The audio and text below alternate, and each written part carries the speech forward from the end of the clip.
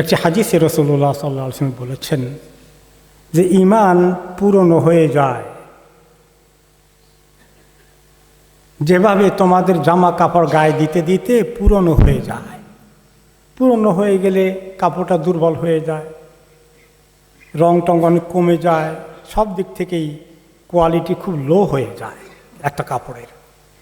ছিঁড়ে না গেলেও এটা পুরনো হওয়ার কারণে অনেক ঘাটতি আমরা লক্ষ্য করি, ন্যাচারালি এটা হয়। ঠিক তেমনি আমাদের ঈমান তো আছে আলহামদুলিল্লাহ, আল্লাহ দিয়েছেন, কিন্তু ঈমানটা কিন্তু উঠানামা করে। অনেক সময় ঈমান একটু ভালো ফিল করি, কোনো সময় ঈমানে এত দুর্বলতা চলে আসে, অলসতা চলে আসে, দুনিয়ার আকর্ষণ আমাদের মাথায় ঢুকে আমাদের দিনের নিয়ামতের কথা ভুলে যায়, গাফলতি চলে আসে। এগুলো সম্পর্কে রাসূলুল্লাহ সাল্লাল্লাহু আলাইহি ওয়াসাল্লাম আমাদেরকে তাকিদ করতে গিয়ে বলেছেন যে তোমরা এভাবেই চেষ্টা করবে, যখন ঈমানটা দুর্বল হয়ে যায়, নিচে পড়ে যায়, মনের ভিতরে আমলের এরকম কোনো তাগিদ আসে না, অলসতা চলে আসে, দুনিয়ার আকর্ষণ খুব বেশি করে মাথায় ঢুকে পড়ে, হ্যাঁ, তোমরা আল্লাহর দিকে আবার আসো, ঈমানকে নবায়ন করো।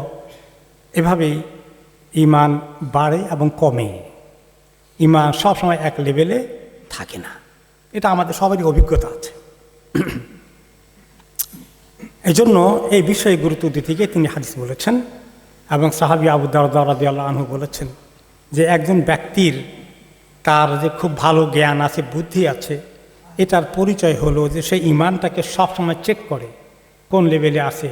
তখন দেখে দুর্বল হয়ে গেছে, সতর্ক হয়ে যায়, আল্লাহর কাছে আবার এগিয়ে আসে, তৌফিক চায় যেন আল্লাহ ঈমানকে আবার মজবুত করে দেন। এবং কেন ঈমান মজবুত থাকে না, দুর্বল হয়ে যায়? অন্যতম একটা কারণ হচ্ছে আমরা যখন গুনাহ করতে থাকি তখন ঈমান দুর্বল হতে থাকে। গুনার কারণে ঈমান দুর্বল হয়ে যায়। যত বেশি গুনাহ তত ঈমান দুর্বল হবে। এবং এই জন্যই আল্লাহ তাআলা বলেছেন যে তাদের অন্তরের মধ্যে মরিচা পড়ে গেছে, অন্তরের মধ্যে মরিচা পড়েছে, ময়লা জমে গেছে। কি কারণে? তারা যে গুনাহ করেছে এই গুনার কারণে। এবং এইটার ব্যাখ্যা আর কি হাদিসে এসেছে, একটা মানুষ যখন গুনাহ করে তখন অন্তরে দিলের মধ্যে সে কালো ছাপ পড়ে, কালো একটা ডট পড়ে, কালো ফোঁটার মতো হয়ে যায়।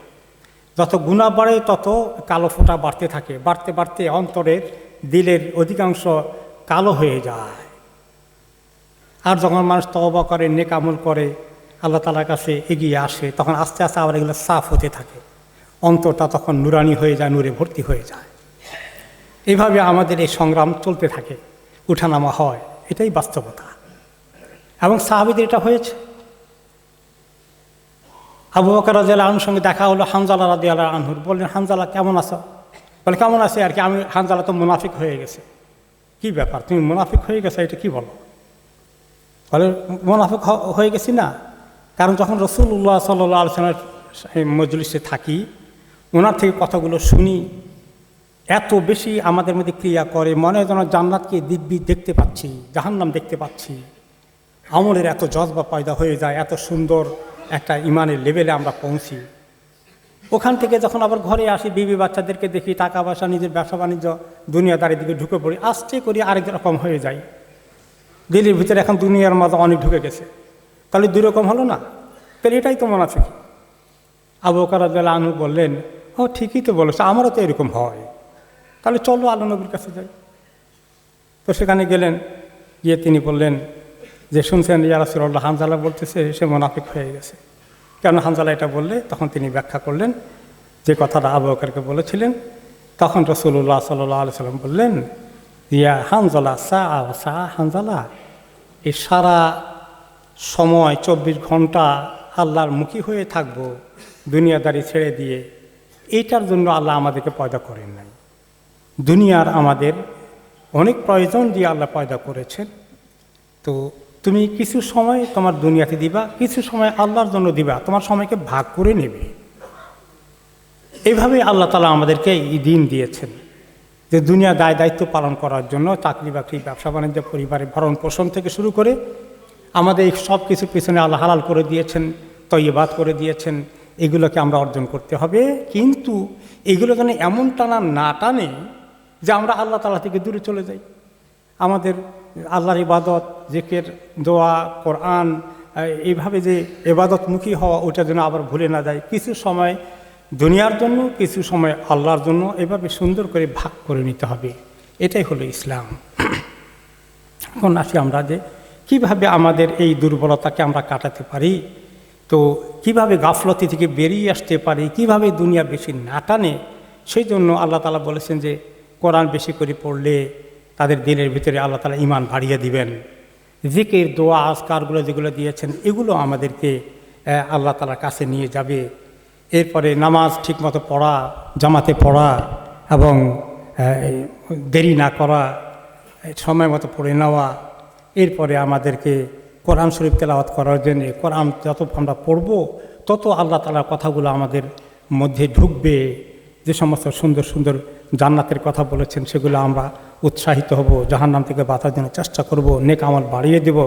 নেক আমল যত বাড়বে ঈমান তত মজবুত হবে, গুনাহ যত বাড়বে ঈমান তত দুর্বল হবে। এইভাবে করে আমাদেরকে চলতে হবে। এবং আমাদের যারা আশেপাশে আছে, যাদের সঙ্গে উঠা বসা করি, তারা যেন দিনদার হয়, ঈমানদার হয়। তারা যদি দুনিয়াদার হয়, ওদের সঙ্গেই বেশি তারা আনন্দ ফুর্তি এগুলো নিয়ে ব্যস্ত থাকে, ওগুলোর সঙ্গে ওরা আমাদের ফ্রেন্ড হয়ে যায়, তাহলে আমাদের অবস্থা তাই হয়ে যাবে। একজন মানুষের বন্ধু তার জীবনে অনেক প্রভাব বিস্তার করে। বেশি করে মসজিদে আসা ঈমান বাড়ার লক্ষণ, হাদিসে এসেছে। কাউকে যদি দেখো রেগুলার প্রত্যেকটি ওয়াক্ত মসজিদে যাচ্ছে নামাজ পড়ার জন্যে, তোমরা সাক্ষী দিতে পারো সে ঈমানদার।